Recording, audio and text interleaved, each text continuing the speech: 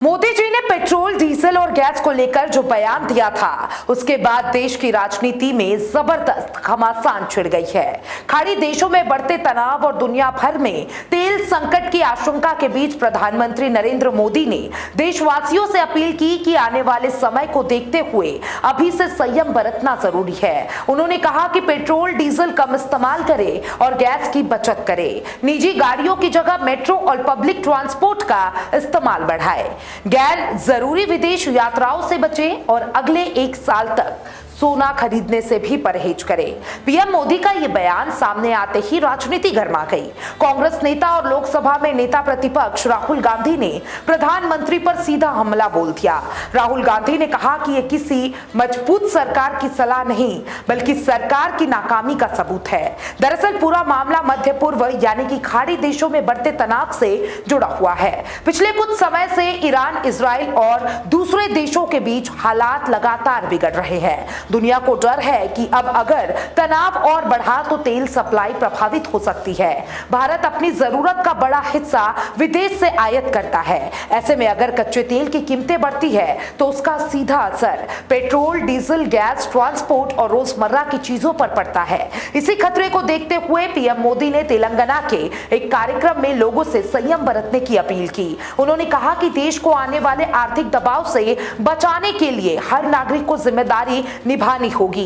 PM Modi ने कहा कि पेट्रोल और डीजल का इस्तेमाल बहुत सोच समझकर करना चाहिए। लोगों का कार पूलिंग अपनानी चाहिए। मेट्रो और सार्वजनिक परिवहन का ज्यादा उपयोग करना चाहिए और मार्ग ढुलाई के लिए रेलवे को प्राथमिकता देनी चाहिए। प्रधानमंत्री ने यह भी कहा कि कोरोना काल में देश ने वर्क फ्रॉम होम यानी कि WFH मॉडल अपनाया था, जिससे ईंधन की काफी बचत हुई थी। इसलिए जरूरत पड़ने पर कंपनियों और संस्थानों को फिर से घर से काम कराने की व्यवस्था लागू करने पर विचार करना चाहिए। इतना ही नहीं, पीएम मोदी ने विदेशी मुद्रा बचाने के लिए लोगों से अगले 1 साल तक सोना खरीदने से बचने की अपील भी की है। उनका कहना है कि भारत हर साल भारी मात्रा में सोना आयात करता है और अगर वैश्विक संकट बढ़ता है तो इससे विदेशी मुद्रा पर अतिरिक्त दबाव पड़ सकता है। प्रधानमंत्री का यह बयान सामने आते ही विपक्ष ने हमला तेज कर दिया।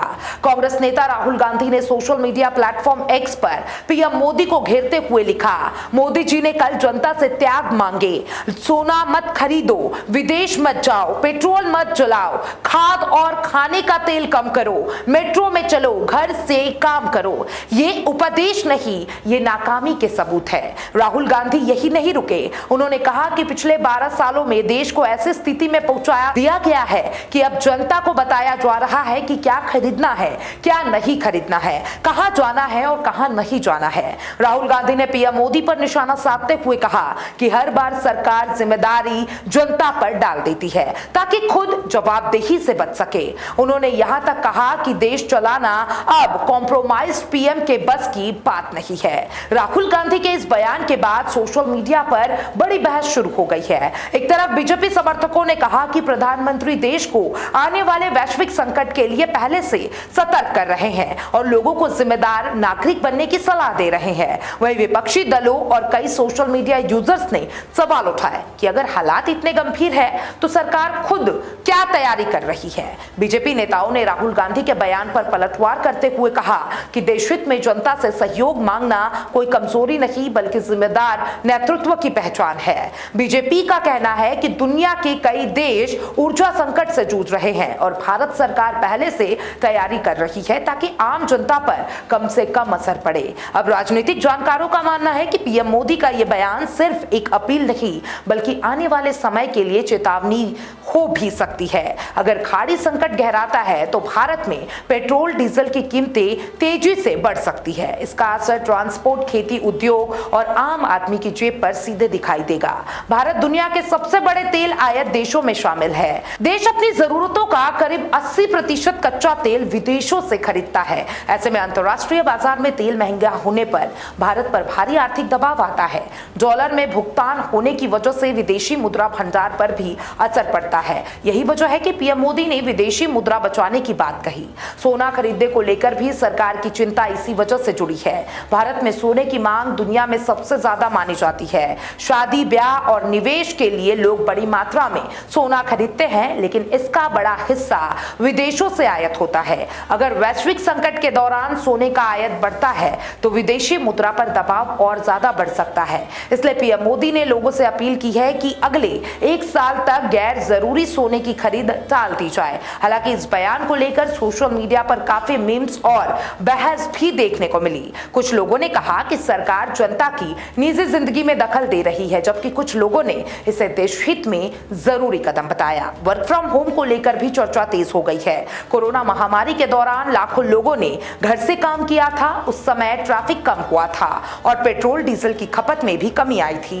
पीएम मोदी का मानना है कि जरूरत पड़ने पर फिर से वही मॉडल अपनाया जा सकता है ताकि ईंधन की बचत हो सके। हालांकि कई उद्योग संगठनों का कहना है कि लंबे समय तक WFH लागू करने से कुछ सेक्टरों पर असर पड़ता है। खासतौर पर ऑफिस स्पेस, ट्रांसपोर्ट और छोटे कारोबारी प्रभावित हो सकते हैं, लेकिन दूसरी तरफ टेक कंपनियां और IT सेक्टर इसे बेहतर विकल्प मान रही है। राजनीतिक विशेषज्ञों का कहना है कि राहुल गांधी ने इस मुद्दे को सीधे आम आदमी की परेशानियों से जोड़ने की कोशिश की है। महंगाई, बेरोजगारी और बढ़ती कीमतों को लेकर विपक्ष पहले से ही सरकार को घेर रहा है। ऐसे में पीएम मोदी की यह अपील विपक्ष को हमला करने का नया मौका दे गई है। वहीं बीजेपी इस पूरे मामले को राष्ट्रहित और आर्थिक जिम्मेदारी के तौर पर पेश कर रही है।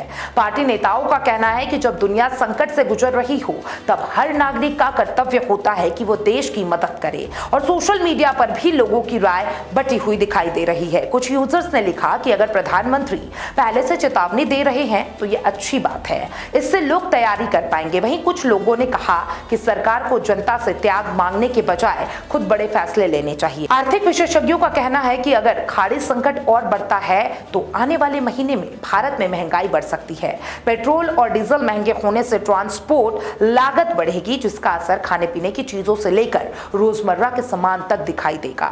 गैस सिलेंडर की कीमतों पर भी असर पड़ सकता है। इसलिए सरकार अभी से ऊर्जा बचत और विदेशी मुद्रा बचाने की बात कर रही है, लेकिन विपक्ष इसे सरकार की विफलता बता रहा है। अब सबसे बड़ा सवाल यही है, क्या आने वाले दिनों में देश को बड़ा आर्थिक झटका लग सकता है? क्या पेट्रोल डीजल की कीमतें और बढ़ेंगी? क्या वर्क फ्रॉम होम फिर से बड़े स्तर पर लागू होगा? और क्या जनता वाकई अगले 1 साल तक सोना खरीदना कम कर देगी? इन सभी सवालों के बीच इतना साफ है कि पीएम मोदी की अपील ने देश में नई राजनीतिक बहस को जन्म दे दिया है। एक तरफ सरकार इसे राष्ट्र जिम्मेदारी बता रही है, तो दूसरी तरफ राहुल गांधी और विपक्ष इसे सरकार की नाकामी करार दे रहे हैं। अब आने वाले दिनों में खाड़ी संकट कितना गहराता है और भारत सरकार क्या बड़े फैसले लेती है, इस पर पूरी देश की नजर बनी हुई है।